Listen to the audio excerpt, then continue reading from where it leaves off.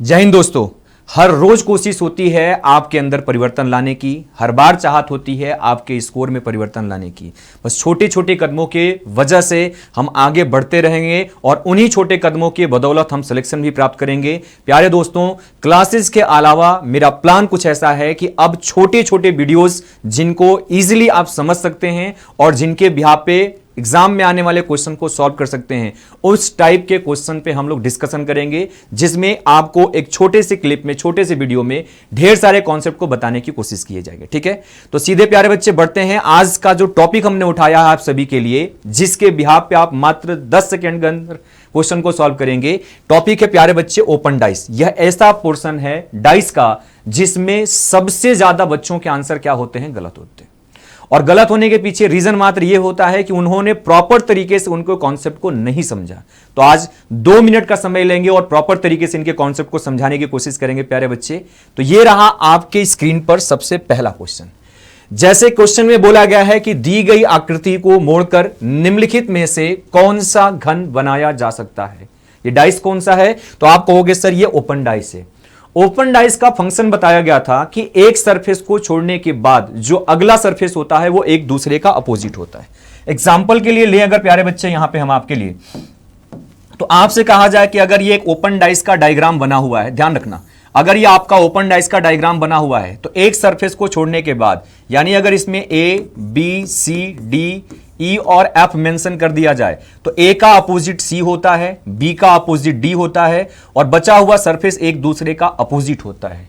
समस्या तब होती है जब इस ओपन डाइस को ऑप्शन में फोल्ड डाइस ऑप्शन में दे रखे होंगे और आपको फाइंड करना होगा कि इस ओपन डाइस को फोल्ड करने पर कौन सा ऑप्शन सही बनेगा।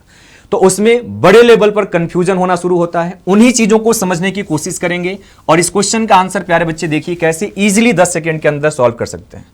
आपने कहा सर अगर ये ओपन डाइस है तो एफ का अपोजिट क्या होगा, आपने कहा सर एफ का अपोजिट हो जाएगा यहां पर बी। तुमने कहा सर ठीक, क्यों? क्योंकि एक सरफेस को छोड़ने के बाद अगला सरफेस एक दूसरे का अपोजिट होता है।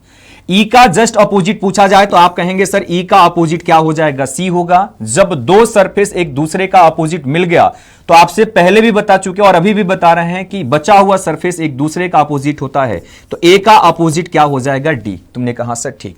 अब जरा गौर फरमाइएगा, यदि आपस में इनमें से कोई भी लेटर्स तीनों एक साथ दिखेंगे तो वो क्लोज डाइस बनाए जा सकते हैं। ये तीनों एक साथ दिखेंगे, क्लोज डाइस बनाए जा सकते हैं।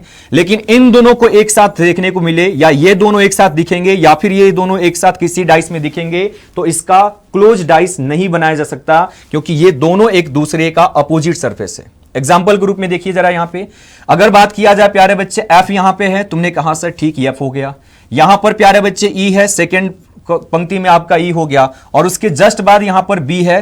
तीसरी पंक्ति से कोई भी लेटर यूज नहीं किया गया, तो आप कहोगे सर एक ही पंक्ति से दोनों लेटर लिया गया, इस वजह से इसको बनाया नहीं जा सकता। कहानी क्लियर हो रही है? ठीक उसी तरीके से दूसरे ऑप्शन को जज किया जाए प्यारे बच्चों, तो आपने कहा सर एफ डी और ई, तुमने कहा हां सर एफ यहां पे है, डी यहां पे है, ई यहां पे है। तीनों में से एक एक लेटर्स क्या किए गए, लिए गए। आप इजीली बताओगे कि हां सर इस डाइस को बनाया जा सकता है। तीसरे में बोला गया ई ओ बी, आपने कहा सर ई यहां पर है और बी यहां पर है प्यारे बच्चे, और सी यहां पर ओ नहीं प्यारे बच्चे, यहां पर सी होगा। ठीक है, तो आपने कहा सर यहां पर अगर देखा जाए तो ई बी और सी, दोनों ई और सी एक ही अपोजिट सरफेस देखने को मिल रहे हैं, अतः आपका सी ऑप्शन भी गलत होगा। और डी ऑप्शन की बात किया जाए तो डी यहां पर दिखा, ए यहां पर दिखा, और साथ ही साथ प्यारे बच्चे ही, तो आपने कहा सर डी और ए एक दूसरे का अपोजिट था, जिसके वजह से चौथा ऑप्शन भी क्या हो गया, गलत हो गया। तो कहने का मात्र ये मतलब है प्यारे बच्चे कि आपको किसी भी ओपन डाइस को जब दिया गया होगा तो उसका अपोजिट फाइंड कर लेंगे और उसको बस मैच कराइए कि क्या तीनों कॉलम में से आपके सारे लेटर यूज किए गए, तो आप कहोगे सर इसके बिहाफ पर हम क्लोज डाइस को फाइंड कर सकते हैं। एग्जाम्पल के रूप में लेकर दूसरा क्वेश्चन लिया जाए तो आप क्या कहोगे, इसमें अपोजिट सरफेस क्या है, तो आपने कहा सर जो ईंट जैसी आकृति बनी हुई है, यहां पे ध्यान रखना, ईंट जैसी आकृति का अपोजिट क्या हो गया प्यारे दोस्त, यहां पर जो चिड़ी जैसी आकृति बनी है ये हो गया एक दूसरे का अपोजिट एक सरफेस को छोड़ने के बाद। यहां पर पान जैसी आकृति जो बनी है प्यारे बच्चे, इसका अपोजिट क्या हो जाएगा, आप कहेंगे सर स्क्वायर हो जाएगा। और ट्रेंगल की बात किया जाए तो आप कहेंगे ट्रेंगल का अपोजिट क्या हो जाएगा, सर्कल हो जाएगा। जैसा आप सभी को बताया गया कि एक सरफेस को छोड़ने के बाद अगला सरफेस क्या होता है, अपोजिट होता है। अब जरा चेक करना है क्या ये चारों डाइस में से कोई सीट बनाया जा सकता है। क्वेश्चन में पूछा गया आकृति में दिए गए कागज की सीट को मोड़कर बनाने वाले घन को चुने, यानी जो बन सकता है उसको फाइंड आउट करना है। आपने कहा सर सर्कल, ईंट और ट्रेंगल, तुमने कहा सर सर्कल हो गया, ईंट हो गया और ट्रेंगल। तो सर्कल और ट्रेंगल दोनों एक ही साथ लिए गए, मतलब ये नहीं बनाया जा सकता। बी की बात किया जाए प्यारे बच्चे तो क्या है, चिड़ी, सर्कल और स्क्वायर। तो आपने कहा सर चिड़ी ये है, सर्कल ये है, स्क्वायर ये है, तीनों में से एक एक डायग्राम लिया गया, तो आप कहोगे सर बिल्कुल बी बनाया जा सकता है। सी की बात किया जाए प्यारे बच्चे तो स्क्वायर और पान दोनों एक ही जगह से लिए गए आकृतियां हैं, इस वजह से सी बिल्कुल नहीं बना सकता। और डी की बात किया जाए प्यारे दोस्त तो सर्कल, ईंट और चिड़ी की बात किया जाए तो ईंट और चिड़ी देखिए दोनों एक ही साथ लिए गए हैं, इस वजह से डी भी नहीं बना सकते।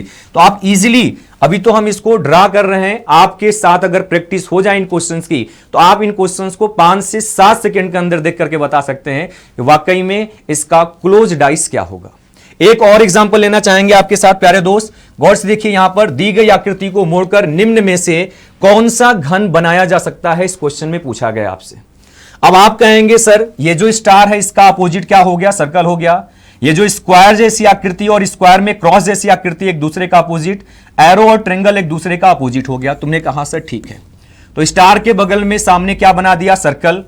इस स्क्वायर के सामने प्यारे बच्चे स्क्वायर के बीच जो क्रॉस है वो बन गया, और यहां पर एरो का अपोजिट क्या हो जाएगा, ट्रेंगल हो गया। तुमने कहा हाँ सर। गौर से देखिए अब इन चीजों को बोला गया यहां पर स्टार, स्क्वायर और सर्कल, तो स्टार यहां पे है, सर्कल यहां पे, दोनों एक ही साथ यूज किए गए, पहला क्या हो गया, गलत हो गया। दूसरे की बात किया जाए तो स्टार, ट्रेंगल और स्क्वायर, तो स्टार ये है, ट्रेंगल ये है, स्क्वायर ये है, तीनों में से एक एक डायग्राम लिया गया, आपको हो गया सर बी बिल्कुल बनाया जा सकता है। तीसरे की बात करें प्यारे बच्चे तो यहां पर स्क्वायर है, सर्कल है और क्रॉस स्क्वायर है। तुमने कहा देखो दोनों डायग्राम यहां एक साथ लिए गए, ये इस वजह से तीसरा गलत हो गया। और चौथे की बात करें प्यारे दोस्तों यहां पर ट्रेंगल है, एरो है, ट्रेंगल एरो दोनों एक साथ होने की वजह से आपका चौथा भी क्या हो गया, गलत हो गया। तो प्यारे दोस्त आप देख सकते हैं, आप प्रॉपर तरीके से चीजों को समझ सकते हैं। हर एक चैप्टर और हर एक चैप्टर के अलग अलग टाइप के क्वेश्चंस, कोशिश रहेगी आपके लिए कि 4 से 5 मिनट के अंदर एक पॉइंट, एक टॉपिक उड़ाया जा सके और बेहतर तरीके से आपको उसका शॉर्ट ट्रिक बताया जा सके। हर चैप्टर के छोटे छोटे ट्रिक में देखने को मिलेंगे। तो इन सभी ट्रिक को प्राप्त करने के लिए जुड़िए आप विन क्लासेस के ऑफिशियल प्लेटफॉर्म पे। और जिन प्यारे बच्चों ने अभी चैनल को सब्सक्राइब नहीं किया है, लाइक नहीं किया है, एक बार सभी प्यारे बच्चे सब्सक्राइब और लाइक करेंगे। और लगातार इस तरीके की वीडियो देखने के लिए आप बने रहें विन क्लासेस पर। बहुत बहुत धन्यवाद, थैंक यू सो मच।